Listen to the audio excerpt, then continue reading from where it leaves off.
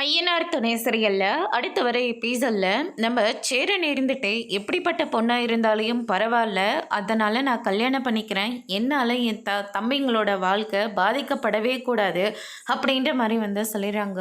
இப்போல்லாம் நல்லா சம்பாதிக்கிறவங்களுக்கே பொண்ணு கிடைக்க மாட்டேங்குதுப்பா, உனக்கு காட்டின மாதிரி நான் யாருக்குமே இப்படிப்பட்ட பொண்ணெல்லாம் காட்டியிருக்கவே மாட்டேன். ஆனால் என்ன பண்ணுறது, எதுவுமே அமையாமது போச்சு. அது மட்டும் இல்லை, உன் வீட்டை பற்றி உன் படிப்பை பற்றி ஒரு பக்கம் இருந்தாலையும் உன் குடும்பம்னு ஒன்று இருக்குல்ல, அதை பற்றி ரொம்ப பிளாக் மார்க் இருக்குப்பா. யாரும் பொண்ணு கொடுக்கறதுக்கு அவ்வளோ யோசிக்கிறாங்க அப்படின்ற மாதிரி சொல்லிடுறாங்க. அதுக்கடுத்து தான் ரெண்டாம் தாரமாக ஒரு பொண்ணு வந்திருக்கு. சேரன் இருந்துட்டு வானத்தி பேசின எல்லாத்தையும் யோசிச்சு பார்க்குறாங்க. அண்ணன், எனக்கு அந்த பொண்ணையே பேசி முடிவு எடுத்துருங்கண்ணே. நான் அந்த பொண்ணை கல்யாணம் பண்ணிக்கிறேன், என் தம்பிங்களுக்காக நான் என்ன வேணால் பண்ணுவேன், அந்த பொண்ணு என் குடும்பத்தில் வாழ்ந்தால் மட்டும் போதும் அப்படின்ற மாதிரி சொல்லிடுறாங்க. சரிப்பா, நான் பேசி பார்க்குறேன், ஆனால் நீ எடுக்கிறது ரொம்ப பெரிய முடிவுப்பா அப்படின்ற மாதிரி சொல்லிடுறாங்க. அதுக்கு அடுத்துதான் தீபாவளி வருது. சேரன் இருந்துட்டு எல்லாருக்கும் ட்ரெஸ் எடுக்கலாம் அப்படின்ற மாதிரி பேசிகிட்டு இருக்காங்க. அப்பா ஹரிஸ் இருந்துட்டு வராரு.